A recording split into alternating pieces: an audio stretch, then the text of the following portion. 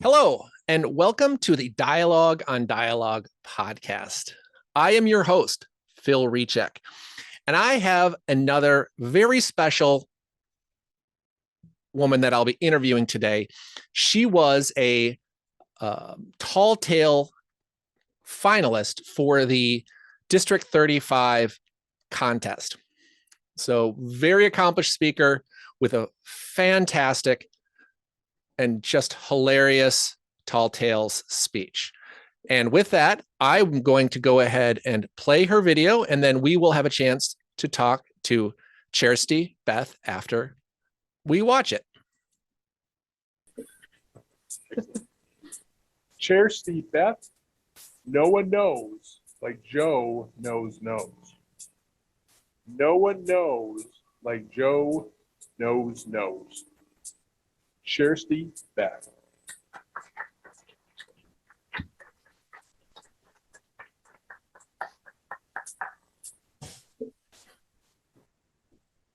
Rumor had it, very few students had ever gotten an A in the community college's advanced anatomy and physiology course. They hadn't met me. I was a nerd, and a morbid nerd at that.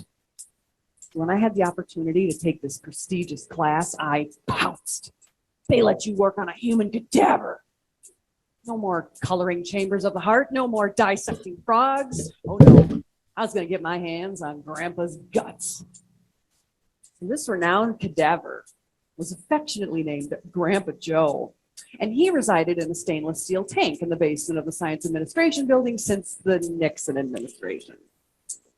Joe was an old cadaver. Joe had no skin left from the jawline down.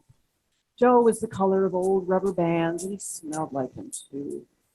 But that was okay, because like any anatomy nerd with nothing better to do on a Friday night than memorize the names of deflated skeletal muscles, I would meet with my classmate Sarah, and we would go to the lab and work on the cadaver and learn words like pectoralis major and tibialis anterior and my personal favorite, sternocleidomastoid.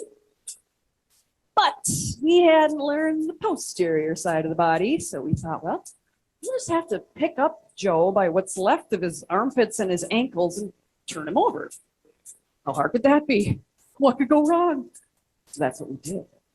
We got our positions and we went 1, 2, 3. And I went left. Sarah went right. And Joe went onto the floor. And he smacked his face on the tank on the way down, and he crumpled in this undignified heap of rigor mortis and slime. His rib cage had opened up and all of his gray shriveled intestines bounced onto the ground. And Sarah said something to the effect of, "Ah!" To which I said, no, it's okay. We'll pick him up. We'll just get him back in the tank. It'll be fine. No harm, no foul smell. But Sarah wasn't moving.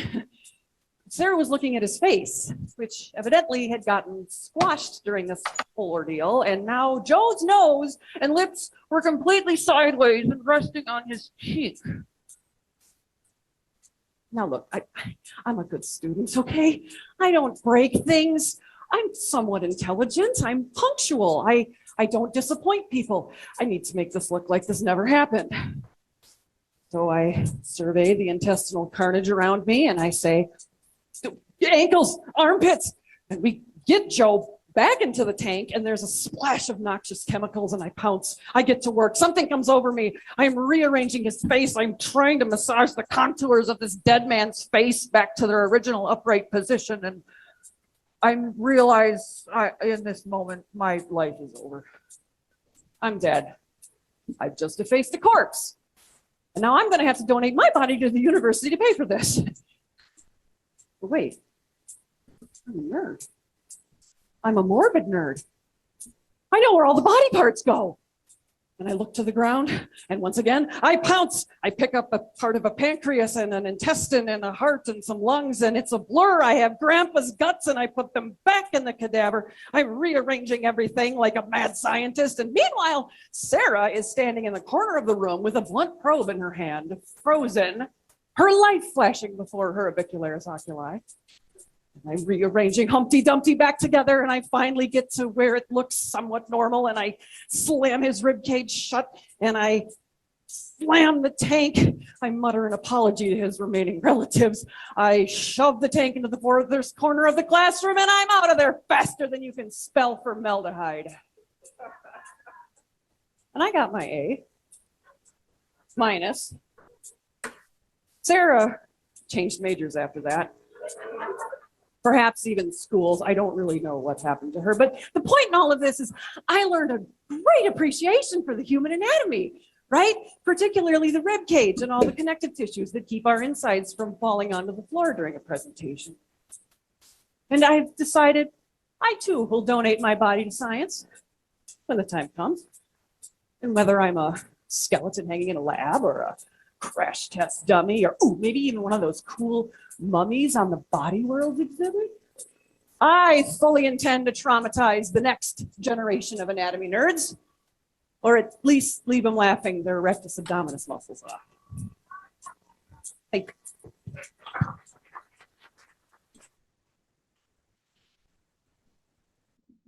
you. What a wonderful speech. Now I'd like to welcome Kjersti. Beth, Kjersti, you want to video up? Hi. So fun. Such a fun speech. Before we dive into the actual speech and the contest, why don't you just tell us a little bit about yourself? Tell us about your Toastmasters journey and what club you belong to and what got you into Toastmasters in the beginning.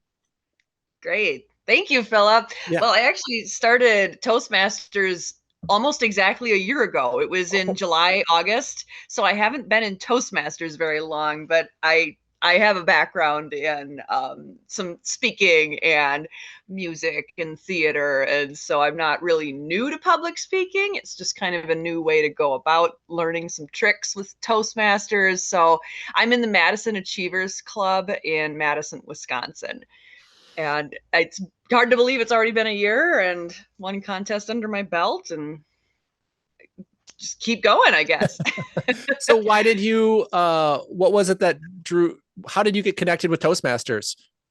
You know, I had heard of them at a conference I had gone to for my day job, actually, about a year prior. And I didn't know what Toastmasters was. And I had actually said this at the contest I was at. I thought it was like some secret society or some I don't know, weird, dark, secret thing. And I just thought, what is Toastmasters? And so I looked into it more and I realized I learned what it was. And I learned that there was a chapter that met literally like a mile down the road from me on a night that I was available. And I just thought, well, this must be a sign that I meant to go do this. So I reached out to the club director and I was there and I signed up the very same day as my first meeting. Oh, I said, cool. I want to do this.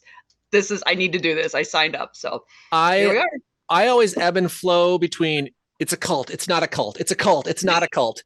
It just seems, depending on the day, depending on the group, yeah, it's I guess if I'm going to belong to a cult, it's a wonderful cult. It's absolutely, I agree. Yeah. Well, that's terrific, and the fact that you've only been at it for a year, I always, at least I've been at it now for, I don't know, almost 10 years. And I've seen a lot of people and I've mentored a lot of people. And there's either those people who come in with already some fantastic skills like you do, and just want to either hone them or it's an opportunity to express them. And then there's the people who, can't look beyond their shoelaces when they stand in front of a crowd. So it's just so fun to see the variety, for me at least, of all the different people that are in the clubs and all the different reasons they're there. Well, let's talk about your speech. How did you come up with the idea for this amazing speech? Well, the opportunity of a contest came up and Tall Tales was the division. And I thought, oh, I want to compete because I had competed in high school, 20 plus years ago with forensics and I liked it. And ironically, maybe not ironically, coincidentally, in high school, I won a state forensics contest on the benefits of donating your body to science. And I didn't even remember that until like a few weeks after I'd won this contest. I thought, well, that's kind of a fun full circle moment there. So I had I've always had this kind of morbid storytelling, and I write a lot of stories. I've written articles and essays, and that's kind of what I like to do. And being able to just have Toastmasters to learn how to practice my own voice instead of reading it on paper, but being able to express it verbally as well. So I'm getting ahead of myself. What was the question? Well, no, just Sorry, how did you come up with the story? Yeah. And then because it happened. It's a tall tale, but most of it's true. So I had actually, yeah, okay, I'd written an email. This is 20 years ago. I'd written an email to some friends and like my mom, because this thing happened to me in school. And this was before social media. There was no Facebook. This was just, hey, I'm just going to email my friends this crazy story that happened. And I happened to save it because I thought, I need this story someday. And so 20 years later, I have this opportunity to tell a tall tale. And something's clicking in my head. I'm like, let me see what this is all about. So what's the definition of a tall tale? I looked at the Toastmasters website. I talked to my mentor, and just learning that it's this highly embellished story of an improbable nature and all the things that they would grade you on or judge you on in the competition. I thought, oh, do I have a story for this? This is perfect. And it was just back in the dark, dusty recesses of my mind. And I found that email because I had saved it. And I rewrote it. I put it together. There's a whole process I'm sure you're going to ask me about, but that's the long answer to your question on where the heck that story came from. So what you're saying is there really is a Sarah out there who maybe we changed the names to protect the innocent. Yeah, exactly. Or guilty. The other thing that I think is remarkable for anybody who was watching anybody watching your speech is your playful use of language is amazing. And do you think that comes from well, let me just back up a little bit on how I'm asking it. How is it that you go about preparing it? Is it write the whole speech out and then line by line you're going through it? Or is it trying it in different ways, and as you're telling it or as you're giving it, it evolves kind of naturally? How is it that your process works for developing the speech? Yeah, it's a little bit of both scenarios, actually. So I had the email that I had written to myself essentially 20 years ago, and I just read through it, and I rewrote that just in like a Word document based on 20 years more knowledge of the English language and writing skills, and just thinking, okay, this is my voice as an adult instead of a 19-year-old, adult in quotes.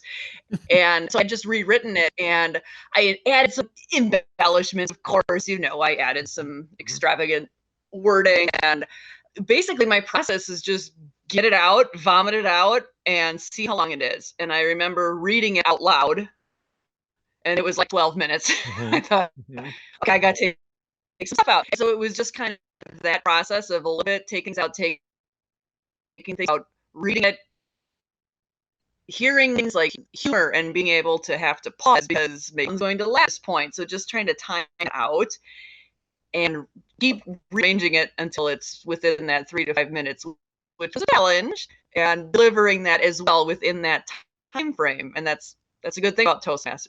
So if you were to give this as I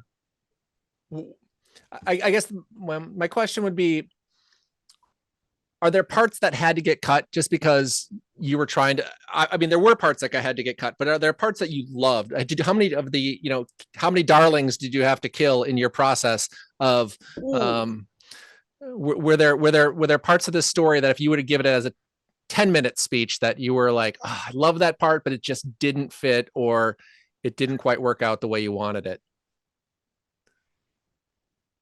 There were some parts. That's a very good question. I don't feel like I had to kill any darlings. I feel like I got creative in how I shaved them down and made them quicker sentences, and just that having that element of brevity as a writer to say, it's not about how many words I have in the sentence, but the quality of what I'm saying. So I don't think I had to kill anything, pun intended, but if there was any spot that I could embellish on, man, that's a tough one, because it was a really terrifying moment in my life that I just in the moment was so absurd. And I'm thinking, well, of course, why me? Why does this happen to me? I probably would have written more about its impact on my life in that moment, like how paranoid I was. And there were some spots that I remember trimming out about how I was so religious about studying for that class. I had my textbook with me on the treadmill. Like I just kind of had this more backstory as to the nerdiness that I was as an anatomy nerd and Sure. how nobody gets an A in that class. And I wanted to elaborate more on everything else I did to try to get that A minus. And yeah, just talking about that process too, just a little more backstory, I guess. But I think ultimately it still kind of it worked. But yeah, Oh, if I had a few absolutely. more minutes, I would have gone more into that. Yeah, that I think is one of the hardest things about a tall tale speech is that just that short window that you have to just knock it out. Yeah, very difficult. Let's see. What were some things that I guess looking at your speech as a whole, what are your favorite parts when you are watching it or when you're performing it that you like the most during the speech? I liked one of the opening lines where I'm like, let you work on a human cadaver. I mean, I said it better than that, but that line to me was a pivotal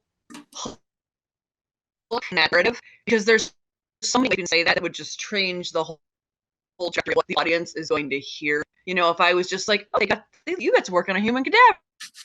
That's as interesting and it doesn't show my nerdiness and obsession and like humor at myself, like just be able to say, like, you work on a human cadaver, like just completely no shame in any of that. I feel like I'm very proud of that, that changed because up until this point, keep in mind, the district or the area and the district contests were virtual. They were on Zoom. Mm-hmm. So I had this like little box to perform in. And it's very different than being on a stage with 200 people in tables and having that. So I had to really redo my speech and even some of the emphasis on some of the words and just the way that I use the stage. I had to almost rewrite it from one contest to the next, depending on where the audience was. And so just being able to, I don't know, just kind of dork out and use my own way of speaking and not acting someone else's words, but my own. I just read it and it was my voice. It was 100% authentically me, for better or worse. So just those, like, some of the little zingers in there. I'm like, yeah, that's me. That's nobody's voice but mine. This speech is so well suited for a live audience. It was how your gestures and your emotions are so were wonderful and very appropriate. Were they, when you were practicing it, were your gestures the same every time, or was it you don't even know until you're actually watching it what your actually gestures were, or were they pretty scripted in terms of your plan for giving the speech? Very scripted, and that's my style. I think coming from acting and theater, I knew exactly where to look when, what lights to hit here, where my mark is here. That's my style. I don't know what other Toastmasters do. For me to be my most authentic, I have to be very scripted. As weird as that might sound, no, I'm more comfortable knowing this is exactly what I look. I blink at this part. I move my jacket at this part. Everything I did on that stage was scripted. Okay. And I think that kind of developed like as I was practicing and like brushing my teeth and practicing my lines. Like you really don't know your speech until you can do it while you're doing something else. like driving in the car, like just in the shower. I'm just saying my lines and I'm trying to think of my natural gestures. As you can see, I talk with my hands. Like it's impossible for me not having to be mindful of that and not have too many gestures and making sure they're appropriate for what I'm saying. So yeah, very rehearsed. And then I was going to ask a little bit about that transition from, well, let's talk about the speech contest as a whole. Were there any things that happened during any of the contests that just you really had to overcome, whether it was technical issues or you forgot a line, and since the fact you just knew it, you just rolled with it. Anything that you remember from any of the contests that really stands out? Oh gosh, well, not anything negative. I remember the order was like there wasn't really like a rehearsal, but there was like a debriefing before the doors opened, and there were 7 of us in the contest, and it was a whole randomized list of who's going to go, and I was dead last, and that was interesting to me because I thought, okay, well, maybe that will help me because I'll be more memorable because they say you remember the first thing and the last thing in a sequence, and the first speaker she blew me away. I was sitting there going, oh wow, like this is good. So I knew that I was in the right place, but there was a little bit of nerves is good. So I felt good. There was someone like clipping like microphone onto me. It was just very professional and very fun, and like I said, it just set the bar for future contests. Yeah, I think that's one of the things. The Toastmaster contests are so structured, but that only makes it better for the speakers, because then it's uniform for everybody, whether we're in Wisconsin or we're in Mexico City, that everybody is doing the same thing at the same time. So that is one of the cool things. Well, let's transition just a little bit. Let's, for someone who is either new to Toastmasters or thinking about Toastmasters, what can you tell them? Like how have you gained with doing contests and going through the Toastmaster process? What has it done for you? I think it's definitely given me some more confidence in the different ways of public speaking. It's the pathways, 11 pathways.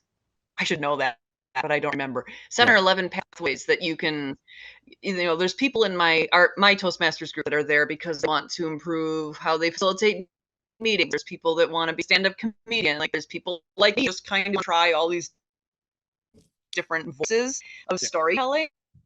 And I think whatever your strengths are or interests you have, Toastmasters can give you that. And everyone's just cool. I like our meetings. Everyone's nice. It's a very supportive environment. It is. And I've been to a couple like remote meetings and I'm like, oh, this is cool. It's just neat to see the little different flavors that other Toastmasters groups have. But it's an interesting group of like-minded people that are saying, hey, you know what? Public speaking is terrifying and I want to get better at that. Right. And that's really cool to me. And I've learned a lot and I want to keep going. This is definitely something I can see myself doing my whole life. Yeah, I have one of my favorite Toastmaster stories is there was a woman who joined our club and she went up, her paper was shaking and she was just staring at her paper. You couldn't see her face. Within a year's time, and her motto was she's just going to say yes to things. Basically, if you ask her to do something, she'll say yes. And she ended up about a year later giving the commencement speech at our local community college that she went to.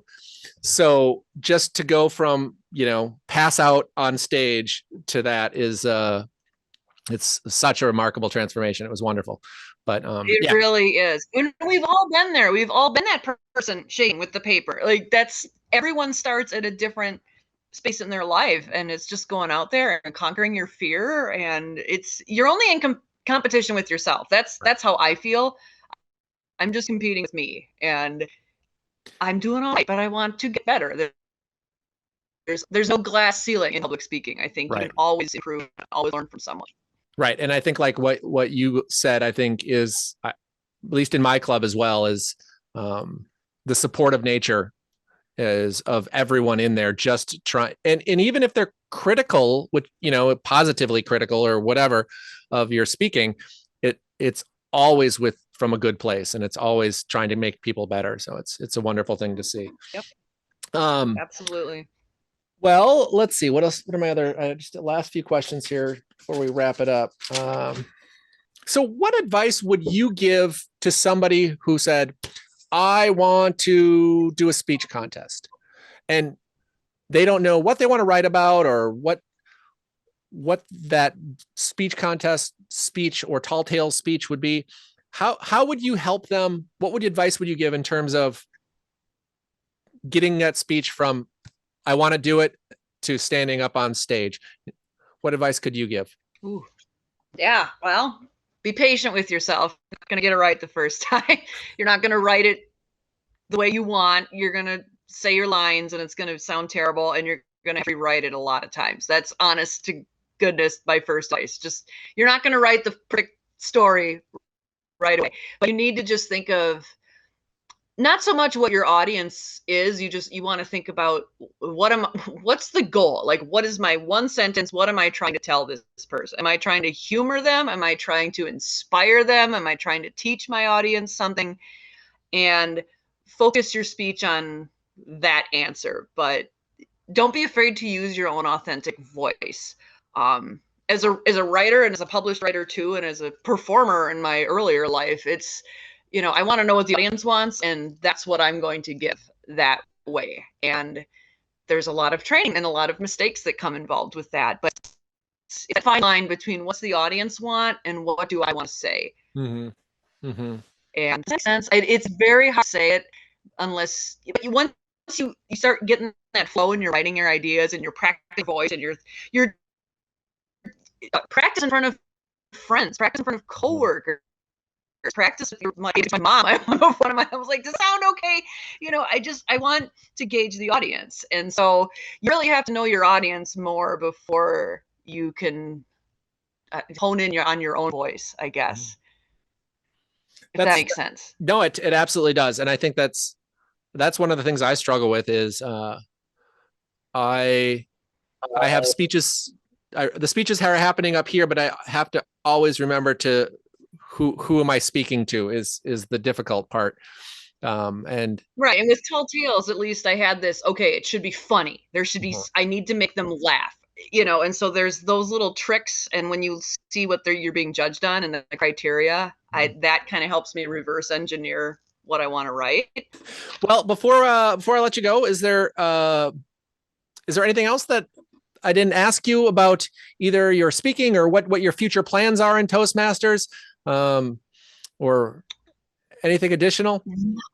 I just want to keep telling strange stories, and my whole life has just been a lot of weird, unusual things, like, cadaver dropping and a bunch of other things in my life. And I'd like to have an outlet, I guess, if that's the right word, to share this weirdness and say, you know what, if I can go up in front of 200 people and tell them the time that I allegedly dropped a corpse on his head and it's okay. Like, fine. And I thought, I could come in last place. I could come in first place. I don't really care. I just am there to have fun and create an experience for people. And it works. And so I want to just keep doing that. And whether they like my story or disturbed by it, you're correct. Your interpretation and your reaction to my artwork is what it needs to be. And I'm just glad they're there and they enjoyed it. So with that, Kjersti, thank you for sharing your art with us. Thank you for sharing your story. And I hope that the cadaver has long since been, disposed of or whatever at this point, because yeah. And to all those aspiring people, doing autopsies, that, good luck. And this is I had to show off my trophy. I'm sorry. Yes. Yep. Yay, this is for Joe. Congratulations. Wherever he may be. Yep. That's so funny. Well, with that, I want to say thank you for helping me with my project and helping me get better at my interviewing and podcasting skills. So I hope you have a wonderful future career in Toastmasters, and I'm sure that our paths will cross again sometime soon. So with that, I want to say thank you.